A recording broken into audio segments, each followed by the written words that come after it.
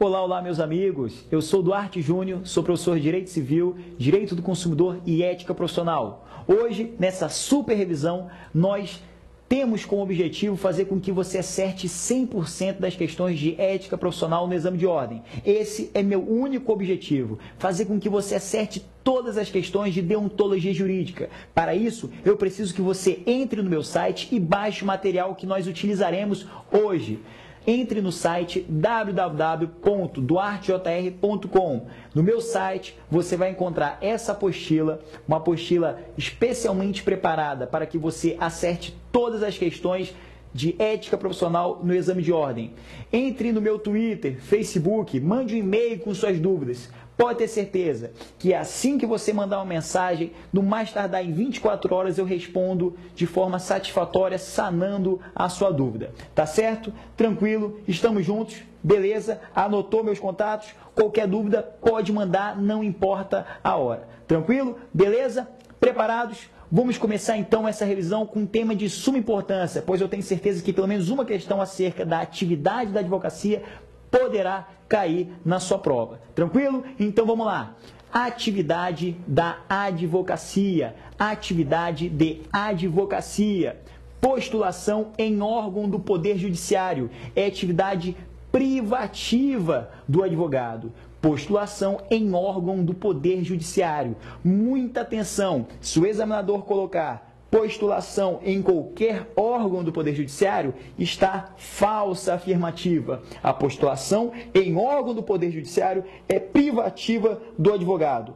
Consultoria, assessoria e direção jurídica são atividades privativas do advogado. Consultoria, assessoria e direção jurídica são atividades privativas do advogado. Muita, mas muita atenção. Consultoria, assessoria e direção jurídica são atividades privativas do advogado. Então, tão somente o advogado pode ser assessor jurídico. Tranquilo? Essa é a regra. Muita atenção, pois temos algumas exceções. Primeira exceção, impetração de habeas corpus. Não precisa ser advogado para impetrar habeas corpus. O próprio preso pode impetrar habeas corpus. Então, o fato de impetração de habeas corpus não é uma atividade privativa do advogado. O juiz postulante na Justiça do Trabalho, ação trabalhista, reclamação trabalhista, não precisa de advogado, em razão do juiz postulante. Tranquilo? Agora, muita atenção. Muita atenção. Essa é a exceção. Eu mostrei a regra, estou mostrando a exceção, agora eu estou mostrando a vocês a exceção da exceção. Atenção para a exceção da exceção. Ação trabalhista, reclamação trabalhista, em razão do juiz postulante, não precisa de advogado. Agora, a exceção da exceção é essa. Atenção para a do Dica. Atenção para a dica do Duarte. Exceção da exceção. Ação rescisória, ação cautelar, mandado de segurança e recurso no TST. Recurso para o TST, eu preciso de advogado. Então, muita, mas muita atenção para esse detalhe. Atenção para a exceção da exceção. Ação cautelar, ação rescisória, mandado de segurança e recurso para o TST, eu preciso de advogado. Muita atenção. Agora, não se confunda. Recurso para o TST, eu preciso de advogado. E recurso para o TRT, será que eu preciso de advogado? Vou dar logo um macete aqui para vocês. Recurso para o TST, sim, eu preciso de advogado. Agora, recurso para o TRT, eu recuso advogado. Muita, mas muita atenção, muita, mas muita atenção para esse detalhe, pois o examinador, quando ele quer colocar uma questão para te derrubar, ele não vai cobrar regra, ele não vai cobrar exceção, ele vai cobrar a exceção da exceção. Então, a exceção da exceção é essa que está aqui do lado. Essa aqui que é a exceção da exceção. Olha só, ação rescisória, ação cautelar, mandado de segurança e recurso para o TST, sim, eu preciso de advogado. Agora, um detalhe concernente à exceção da exceção. Recurso para o TRT, eu preciso de advogado? Recurso para o TRT, eu recuso o advogado. Eu não preciso do advogado. Olha o macete, TST. sim, eu preciso de advogado. Recurso para o TRT, eu recuso advogado. Recuso advogado. Essa é uma questão que pode cair na sua prova. Se o examinador quiser te derrubar, ele vai perguntar isso, mas você não vai cair, pois você se ligou na do Dica. Beleza? E as exceções não param por aí. Juizado especial. Juizado especial. Eu preciso de advogado?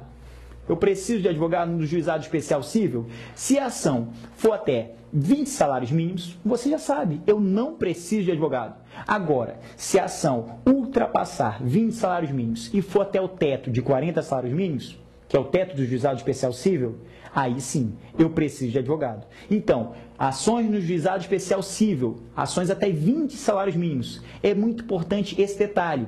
Geralmente o examinador coloca ações no juizado especial civil. Se tiver só isso, muito cuidado, pode ser uma pegadinha. Para que não seja necessária a presença do advogado, ele tem que especificar ações no juizado especial civil até 20 salários mínimos. Não precisa de advogado. A partir de 20 salários mínimos até o teto, que são 40, aí sim, eu preciso de advogado. Recurso para turma recursal. É obrigatório a presença do advogado. Agora um detalhe muito importante. Juizado especial federal. Você já sabe que no juizado especial federal, o teto é de 60 salários mínimos. Aí você pode ser induzido ao erro, porque você pensa, juizado especial civil envolve o valor da causa. Se for até 20, eu não preciso. Se ultrapassar 20 salários mínimos e for até o teto, eu preciso de advogado. Juizado especial federal, precisa ou não de advogado? Independente do valor da causa, eu não vou precisar de advogado. Eu não preciso de advogado para entrar com ações no juizado especial federal. Beleza? Tranquilo? Muita atenção. Anotaram? Ficou claro? Beleza? Se não baixou o material ainda no meu site, www.duartejr.com, dá uma pausa no vídeo, baixe o material. Se você não conseguiu baixar o material, tem um vídeo também aqui no YouTube explicando como baixar o meu material. Bota no YouTube, Material Duarte. Explica detalhadamente como você vai baixar o material utilizado aqui em sala de aula. Tranquilo? Beleza? Vamos continuar ainda falando sobre as exceções.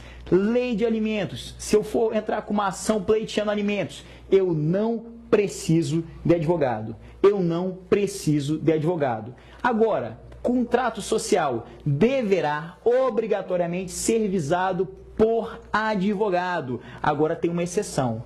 Tem uma exceção das microempresas e empresas de pequeno porte. Se o contrato social for correspondente a uma microempresa ou uma empresa de pequeno porte, não precisa de advogado.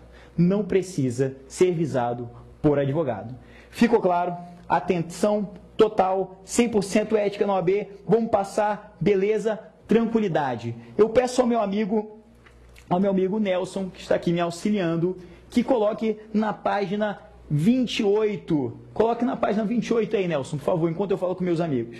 Pessoal, como estudar ética para passar na OAB? Você precisa ler a lei. Precisa ler a Lei 8.906. 8.906 de 94, que é o Estatuto da OAB.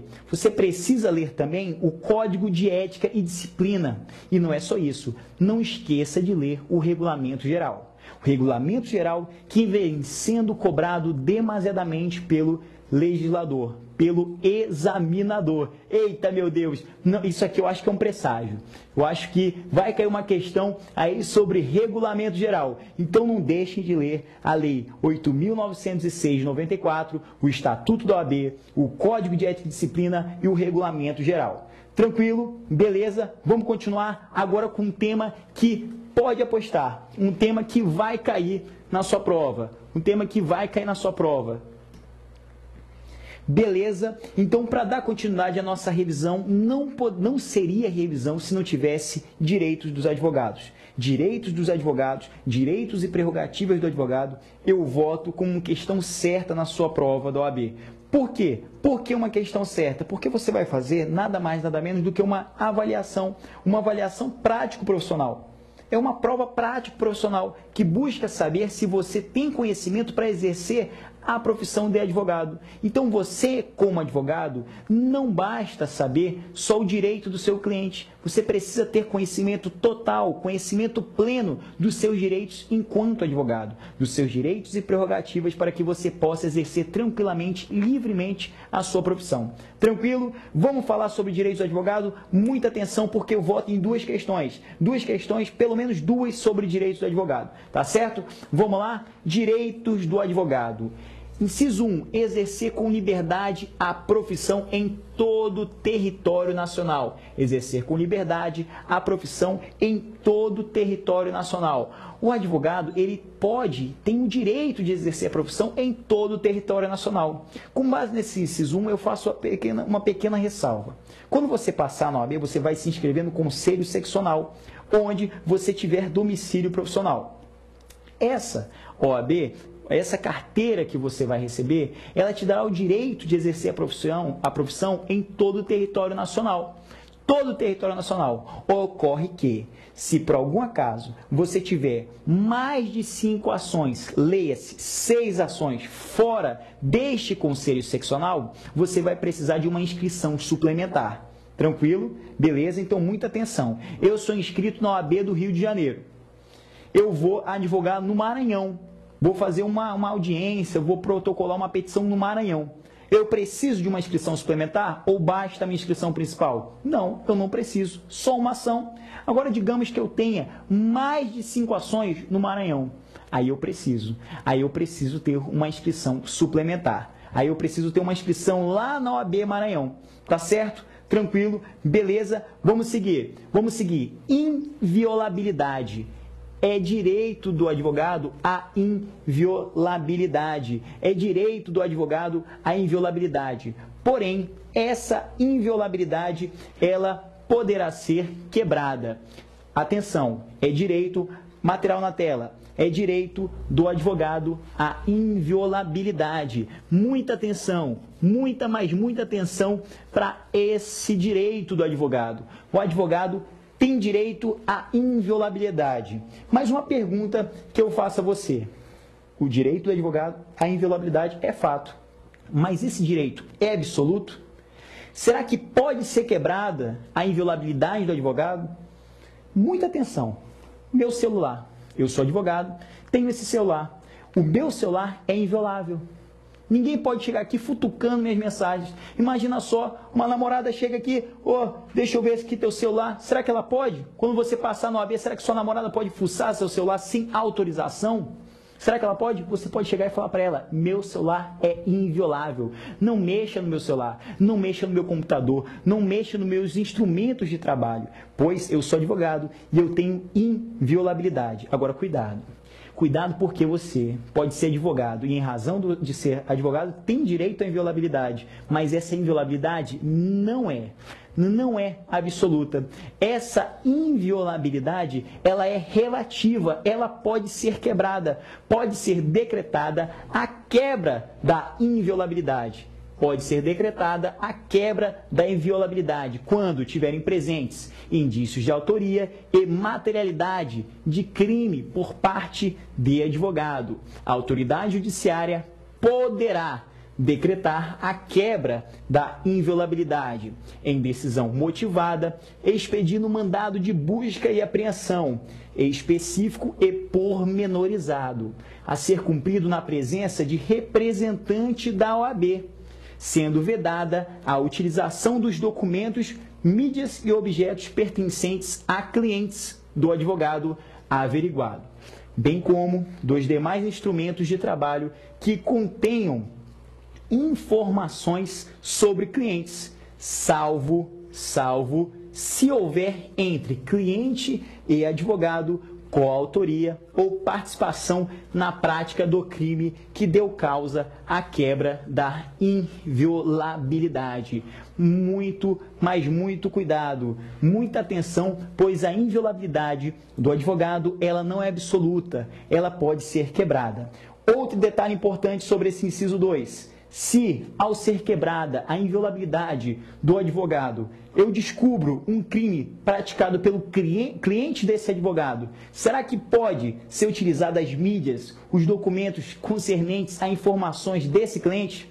Não. Salvo se houver entre o cliente e o advogado coautoria ou participação na prática desse ato delitivo. Beleza? Tranquilo? Dando seguimento ainda sobre direitos do advogado. Comunicar-se com seus clientes, pessoal e reservadamente, mesmo sem procuração. Olha só, quando estes se acharem presos, detidos ou recolhidos em estabelecimentos civis ou militares, ainda que considerados incomunicáveis. Inciso 4. Ter a presença de representante da OAB quando preso em flagrante, por motivo ligado ao exercício da advocacia, para a lavratura do auto respectivo, sob pena de nulidade e, nos demais casos, a comunicação expressa à seccional da OAB. Muita, mas muita atenção. Muita atenção para o artigo 7º. É o artigo mais importante dentro do Estatuto, tá certo? Muita atenção. Dando continuidade. Inciso 5.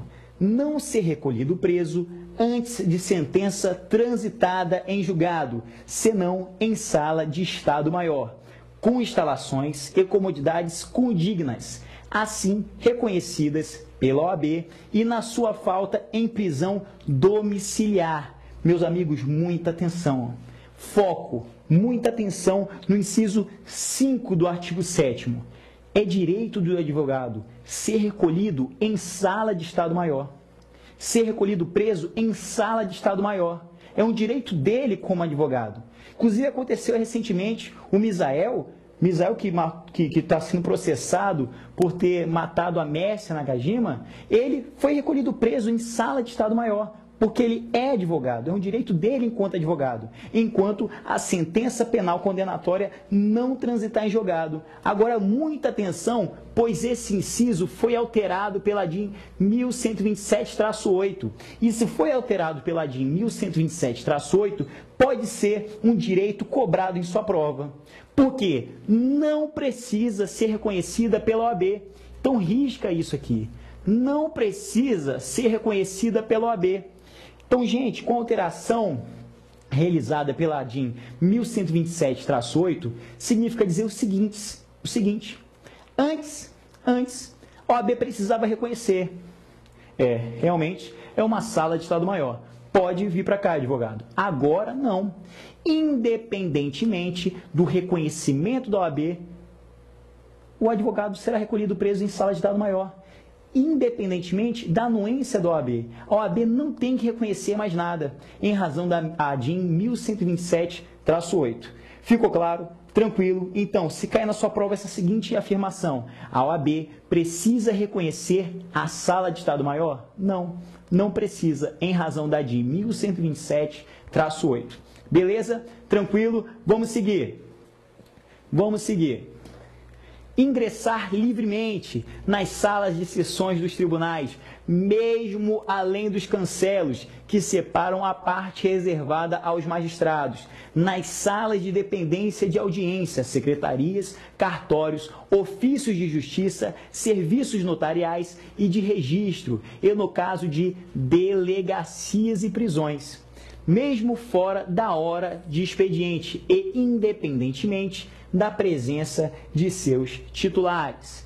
Em qualquer edifício ou recinto em que funcione repartição judicial ou outro serviço público, onde o advogado deva praticar ato ou colher prova ou informação útil ao exercício da atividade profissional, dentro do expediente ou fora dele, e ser atendido desde que se ache presente qualquer servidor ou empregado. Muita atenção, pessoal. Vocês estão observando que eu estou lendo o artigo 7º.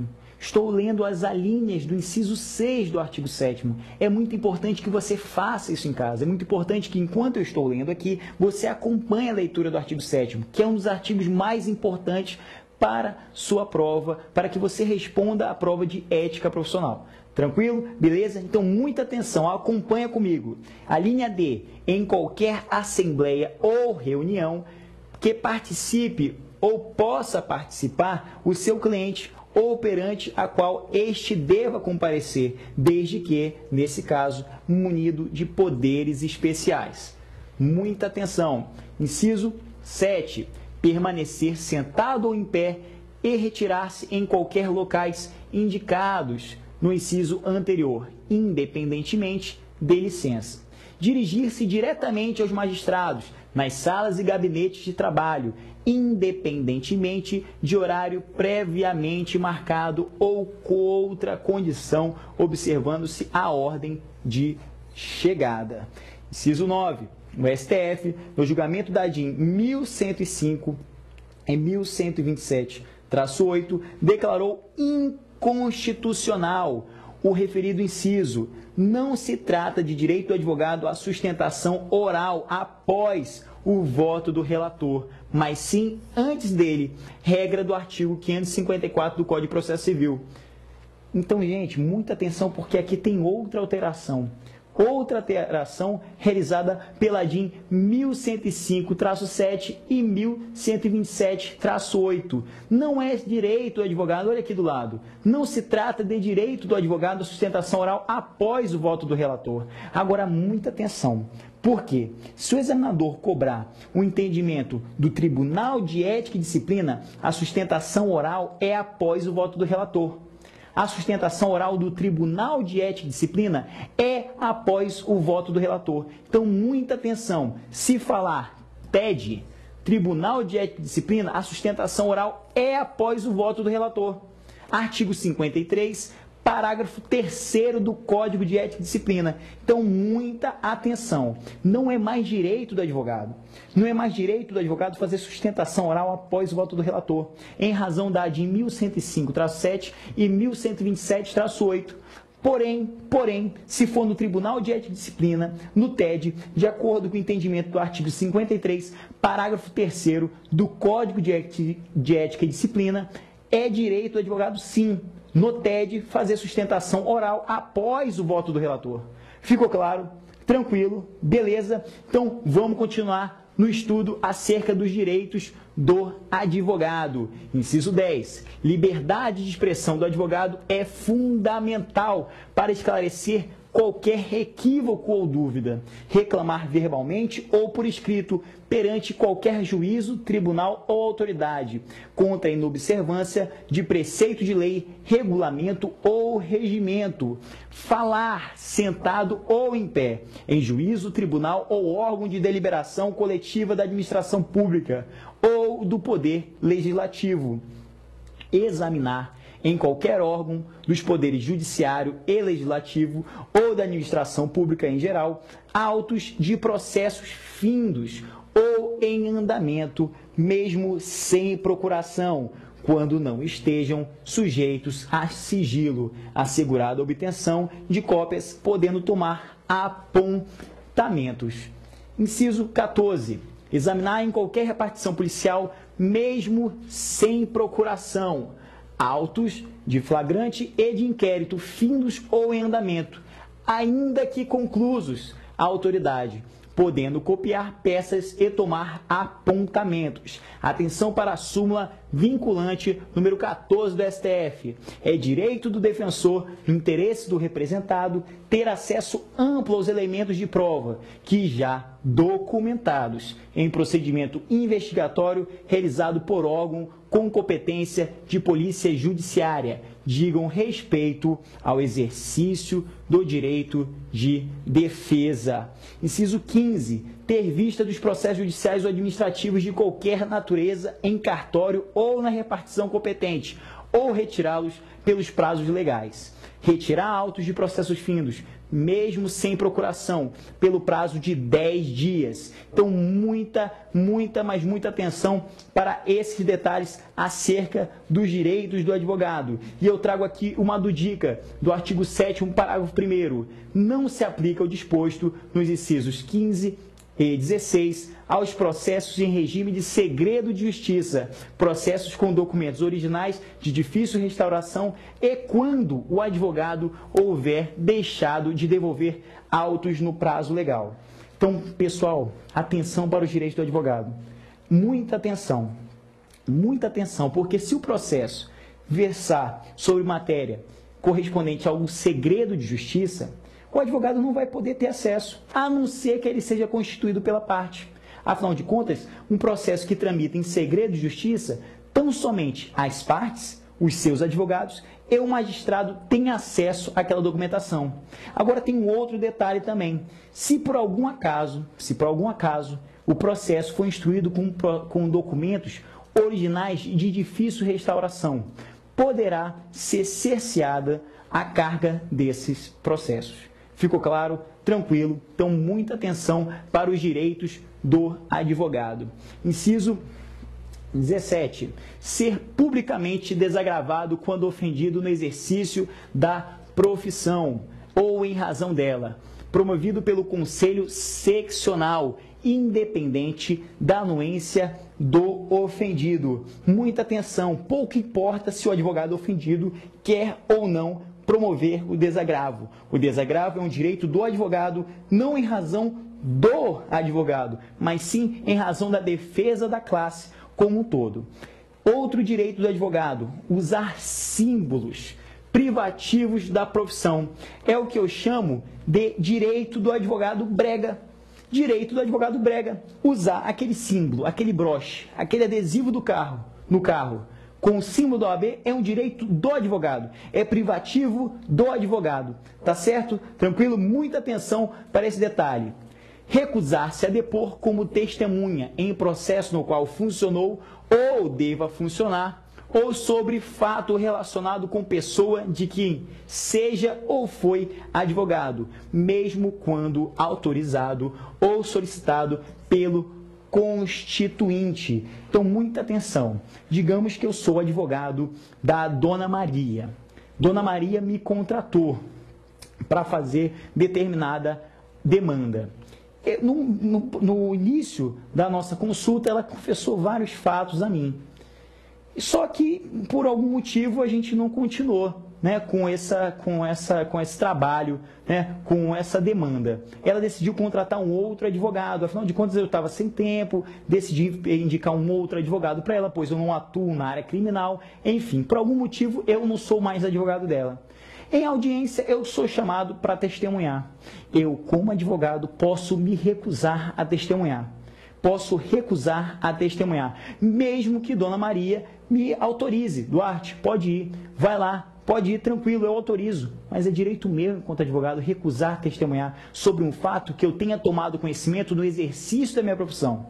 Ficou claro? Agora, muita atenção. Essa recusa não é como você pode estar pensando. Não é simplesmente eu falar, recebi, tenho que ir para a audiência para testemunhar e falar, não vou porque eu sou advogado. Você tem que comparecer e lá justificar que não vai testemunhar em razão da sua profissão. Ficou claro? Tranquilo? Beleza? Inciso 20. Retirar-se do recinto onde se encontre aguardando o pregão para ato judicial após 30 minutos do horário designado e ao qual ainda não tenha comparecido à autoridade, que deva presidir a ele mediante comunicação protocolizada em juízo.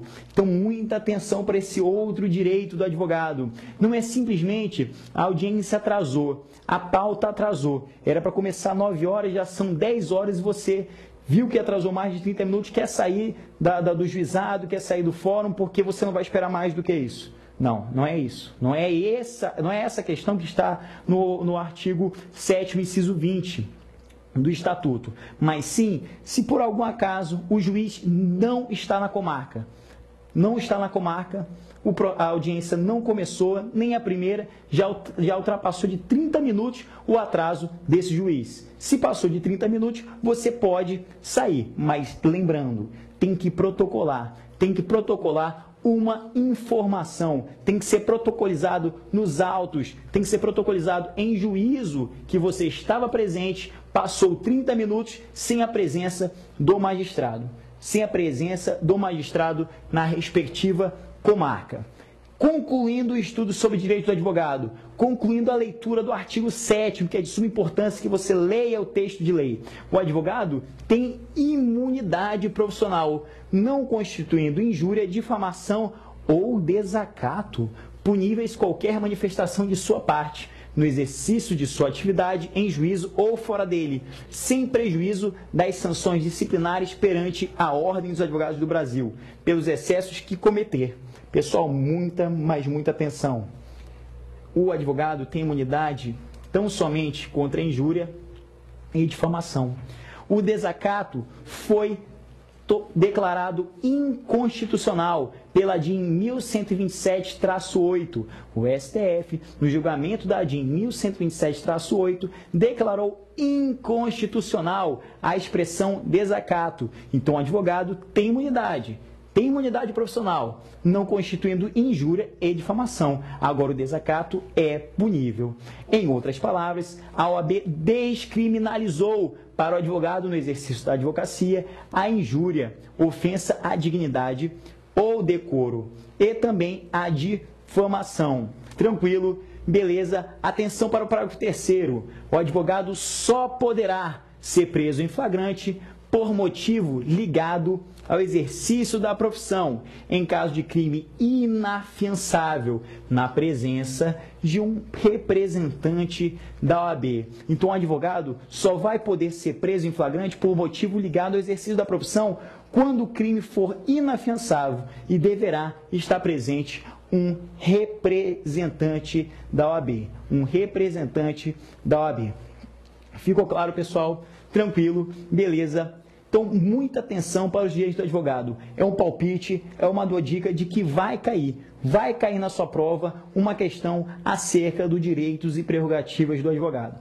Tranquilo? Beleza? Então, muita atenção que o outro palpite que eu tenho aqui para vocês é no que diz respeito aos honorários. Honorários advocatícios. Honorários. Horários? Só se for horário de prova, né? Então, vamos mudar aqui. Honorários. Muita atenção para honorários. É outra questão certa em sua prova. Muita atenção, honorários. O que pode cair sobre honorários? Atenção. Honorários pode cair. Quais são as modalidades de honorários? Os honorários poderão ser de 3 formas. Poderão ser convencionais,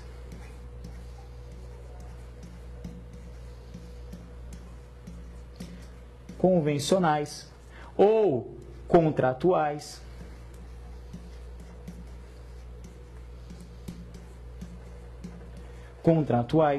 poderão ser os arbitrados judicialmente, arbitrados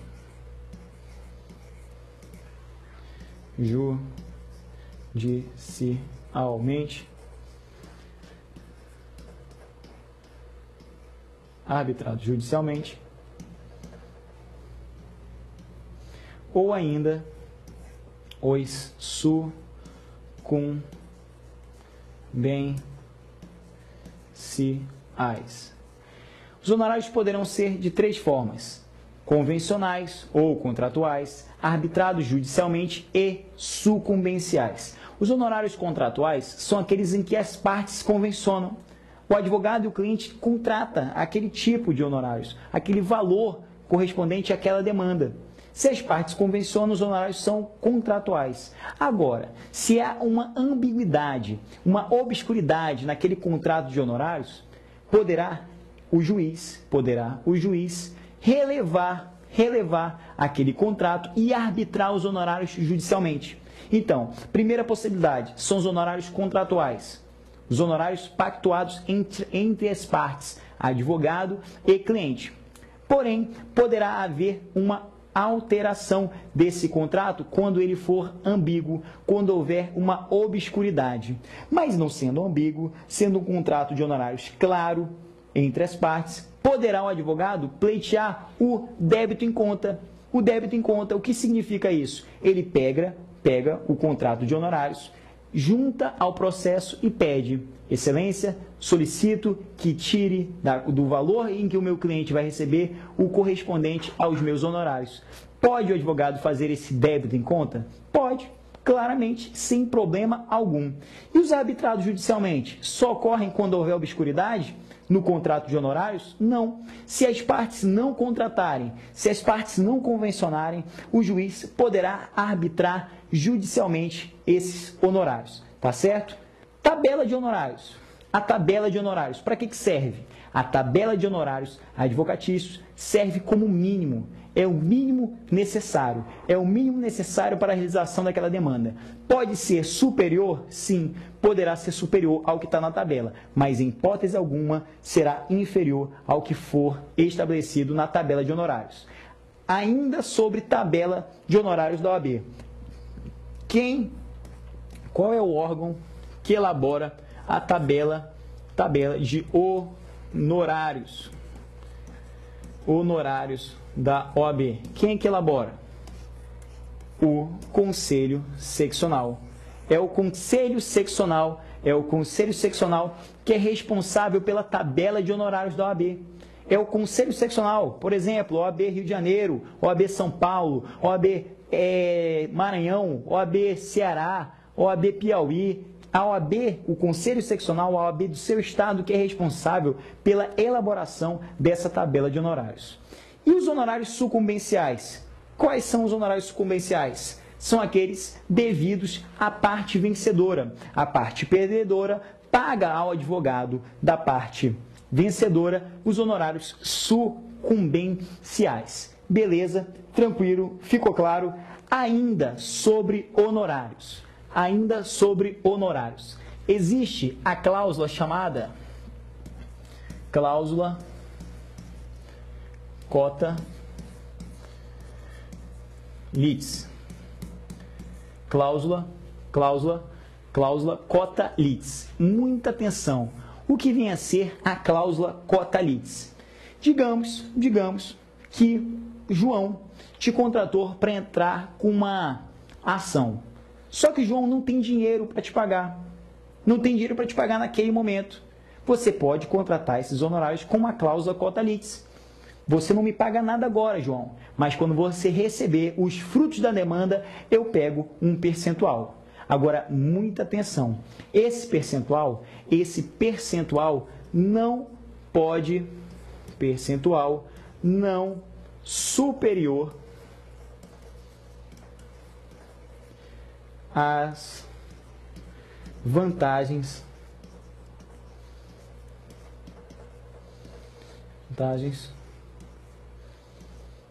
cliente, não superior às vantagens do cliente. Em hipótese alguma, o advogado receberá um percentual superior à vantagem do cliente. Sempre o cliente vai receber mais do que o advogado. Afinal de contas, a demanda é do cliente e não do advogado. Tá certo? Pecúnia. O pagamento de honorários tem que ser necessariamente em dinheiro, em pecúnia. Salvo quando o cliente não tiver condições de pagar em dinheiro.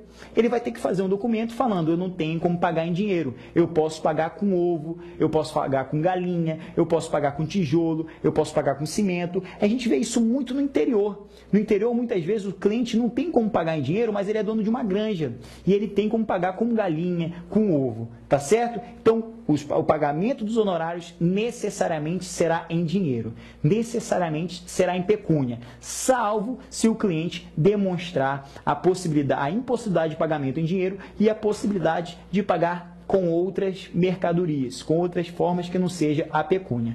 Ficou claro? Beleza, tranquilo, muita atenção para esse detalhe, tá certo? Vamos passar aqui para continuar a nossa revisão. Vamos aqui para a página 32 da nossa apostila.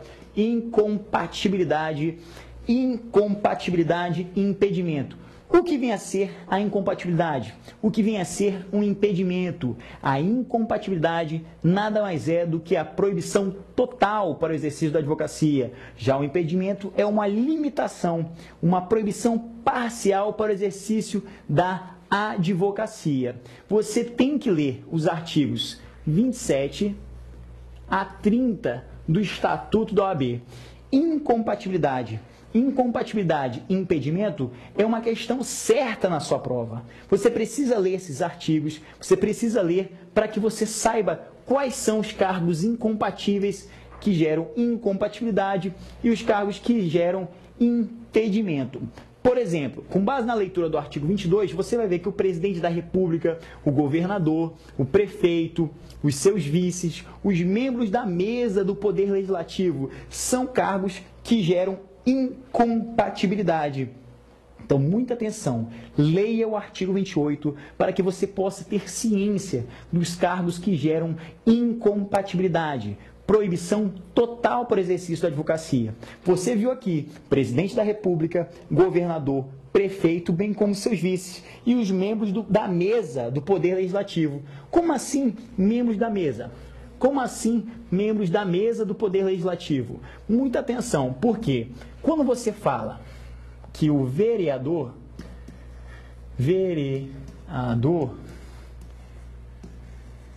é um membro do Poder Legislativo, se ele é membro do Poder Legislativo, o simples vereador, ele é o quê?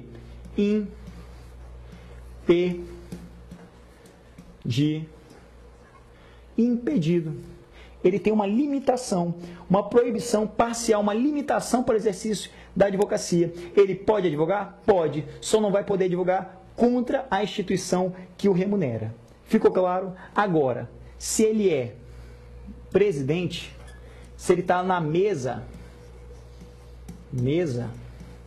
do Poder Legislativo,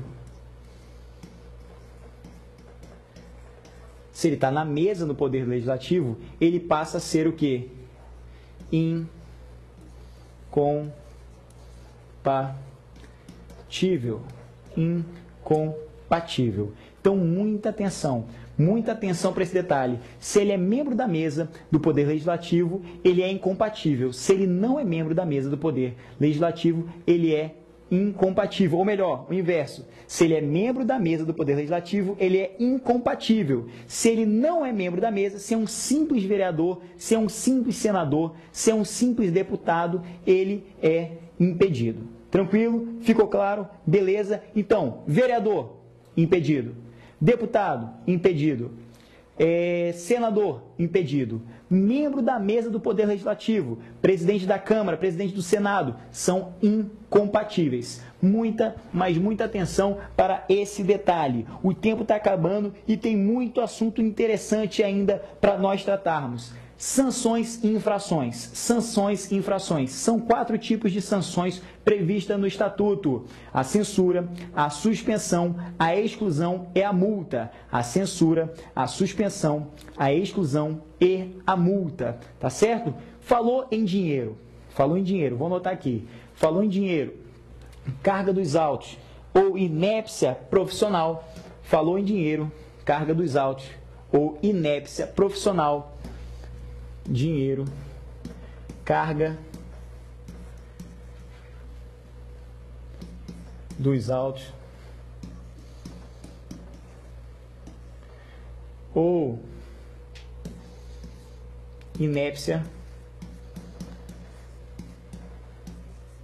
inépcia profissional. Vai ser o quê?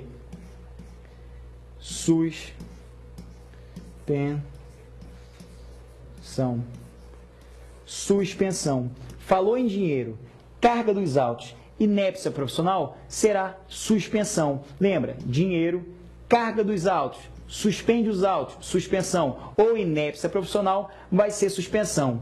Agora, se falou em crime, vai ser o quê? Exclusão. Beleza? E os outros casos? Se não for crime, Se não for crime, se não for dinheiro, se não for carga dos autos, se não for inépcia profissional, vai ser o quê? Censura. Será censura. Tranquilo? Beleza? Tá claro? Ainda não terminamos. Ainda não terminamos porque existe um detalhe ainda importante acerca de censura, suspensão, exclusão e multa. Por quê? Se por acaso houver reincidência na aplicação de determinada sanção, será aplicado o quê? A suspensão. Na aplicação da terceira suspensão, será aplicado o quê? A exclusão. Ficou claro? Beleza, muita atenção para esse detalhe. E a multa? Quando entra a multa? A multa é uma agravante da censura e da suspensão. Muita, mas muita atenção. Outro detalhe acerca de censura. A censura poderá ser convertida em advertência por ofício reservado. A advertência por escrito por ofício reservado, ela não é uma sanção propriamente dita. Trata-se de uma conversão da censura. Ainda sobre infrações e sanções. Cabe, como eu já falei, suspensão quando a infração tratar de dinheiro, carga dos autos e inépcia profissional. Muita, mas muita atenção para esses detalhes. Quais são os prazos da suspensão? O prazo da suspensão dura de 30 dias a 12 meses, mas existem três exceções. Quais são as três exceções?